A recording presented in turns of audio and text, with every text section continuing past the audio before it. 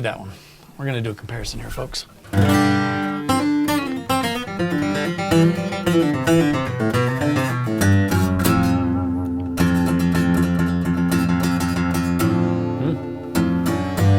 Whoa, I can see this is going to be a tough one. Quentin King, I'm Paul. We're at Music Villa. We're in Bozeman, Montana. And we're doing a fun little comparison today. It is nice. So, we always look to try to find two guitars because a lot of people always ask, they always want to compare brands that are, very similar pieces. These two are about as similar in every way, from totally different manufacturers. But as far as the kind of the woods, the structure, inlays, the level within the price range, everything about the hierarchy of their series. Exactly. So what we have is a Martin Classic D-41, okay? And then we have the Guild D-55. We've done videos of both of these, but since they're both here today, we thought it would be fun just to kind of hear the difference. I mean, what are you going to do? I mean, it's a tough one. It's like, what are you going to do? What are you going to do? These are unique in their own way. So is that. The D-41, when you're in the Martin world, when you go to the D-45, you get inlay on the back and sides and all around, and a little different inlay.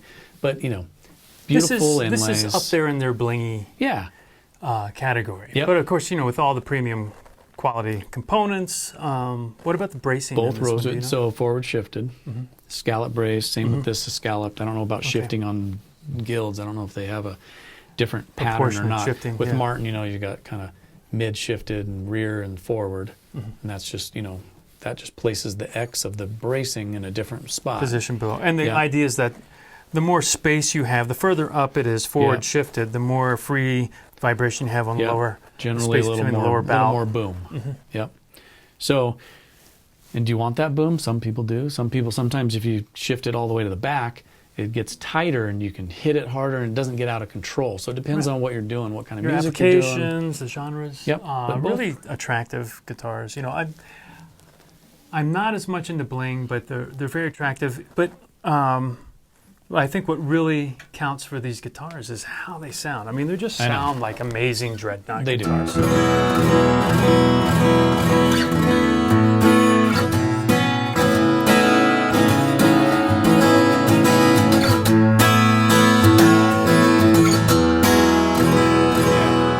You mentioned a point earlier, real quick, before you give that one to me. I just want to play that D-55 Do the same again. thing, but further back. You were just mentioned in the other video, a lot of people say, can you play more forward? You like to play back. I do. Maybe just explain that real quick, because it's just like on an electric guitar. As you go back in the pickups, you get different. You get a twang. Yeah, you get twang. It's twang. You go to the neck, and it's going to be warmer, jazzier. I always think of like a jazz tune. Yeah. Right.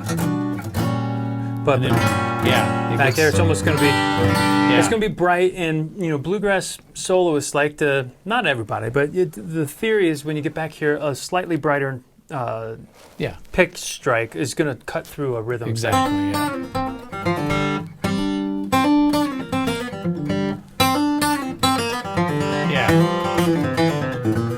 It's like that. You get a little honk. You do. Now I'm going to do this thing again, but I want to. Do it again, then we'll swap. I want to play that D-55. Yeah, it sounds really good to my ear.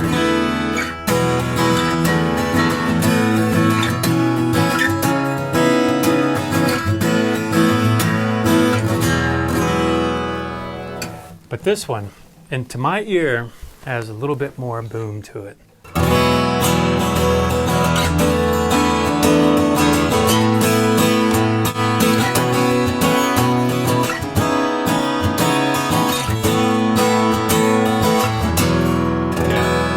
It does.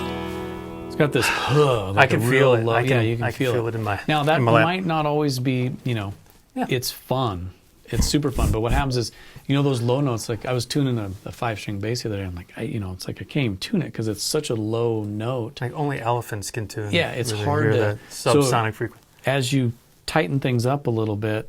In some guitars, you get a little more like push, right? So, to be clear, I would never try and play that way into a microphone on a stage or with any. We're in a smaller room here, so if I was in a big room, it would drown out. You would start losing the clarity of your other notes because the boom can can blur. But boy, sitting on a couch and just yeah, or just around a fire or with a couple other. It is a cool players. And that D-55, that thing always has that. Every time we've demoed one of these, there's this extra low frequency. If I were to go out on a limb, I'd say it's like a J200 in a Dreadnought body kind of thing. It has that type of. It's got a big chug.